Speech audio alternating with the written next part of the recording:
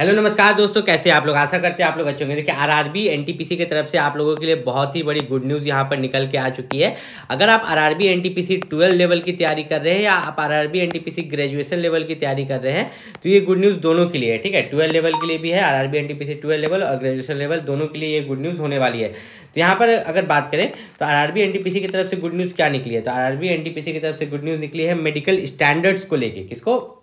आपके जो यहाँ पर आप यहाँ पर देख रहे हो, आपके जो ये मेडिकल स्टैंडर्ड्स आप यहाँ पर देखते हो A2, B2, C2, इनको लेके, जो कि आपका 12 लेवल के भी सभी पोस्ट में यही A2, B2, C2 है और ग्रेजुएशन लेवल के भी सभी पोस्ट में यहाँ पर यही A2, B2 और C2 है।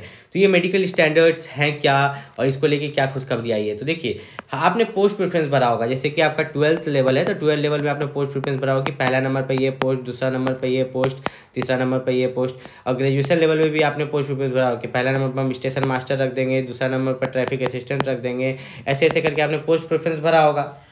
ठीक, 12 लेवल हो या ग्रेजुएशन लेवल हो, तो जब आप पोस्ट प्रेफरेंस आप भरते हो, ठीक है, तो यहाँ पर जब आप पोस्ट प्रेफरेंस भरते हो तो सबका जो मेडिकल स्टैंडर्ड्स है वो सबके अलग अलग होते हैं। तो मान लो कि किसी का A2 है, ठीक है, किसी का B2 है, इसी तरह इसमें भी किसी का, मतलब रैंडम बता रहा हूँ, A2, B2, C2 कुछ भी ऐसा है।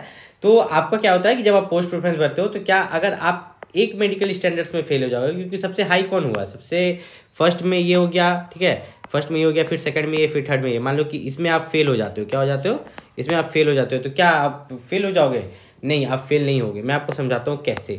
मान लीजिए कि जो भी पोस्ट है उनके लिए सभी मेडिकल स्टैंडर्ड्स है। अब आता है खेल कट ऑफ का, ठीक है, कट ऑफ का। अगर आप सभी पोस्ट के लिए कट ऑफ क्वालिफाई कर जाते हैं, ठीक है, सभी पोस्ट का कट ऑफ को क्वालिफाई कर जाते हैं कि आप मतलब जो है आपका जो कट ऑफ है, ठीक है, आप जो कट ऑफ को पार कर जाते हो सभी पोस्ट के लिए, तो उसके बाद क्या होता है, देखिए उसके बाद क्या होता है कि मान लो कि आप A2 में फेल हो गए, A2 में फेल हो गए, A2 वाला पोस्ट के लिए, कोई बात नहीं, फेल हो गए, फेल हो गए, कहानी खत्म। इन दोनों का भी तो कट ऑफ आपने क्वालिफाई किया है, इन दोनों पोस्ट के लिए भी तो कट ऑफ क्वालिफाई किया है। जो भी पोस्ट होगा आपका जिसमें B2 या C2 मांगा गया होगा, फिर आप B2 देने के लिए जाते, B2 का मेडिकल आपका लेगा B2 के हिसाब से, उसमें भी फेल हो गए, कोई बात नहीं, C2 के लायक तो आप हैं, C2 मेडिकल के लायक, तो उस पोस्ट का भी कट ऑफ अगर आप क्वालिफाई किए होंगे, उससे भी ज़्यादा मार्क्स लाए होंगे, ठीक है।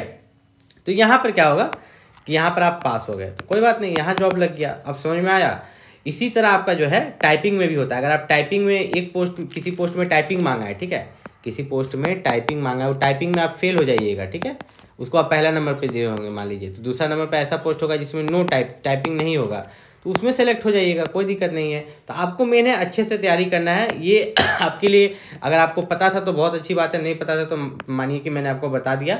आरआरबी एनटीपीसी 12 लेवल या ग्रेजुएशन लेवल के लिए जो भी सबसे बेस्ट बुक है उसका लिंक मैंने वीडियो के डिस्क्रिप्शन में दे दिया है, वहाँ से जाके परचेस कर सकते हो। मिलता है अगले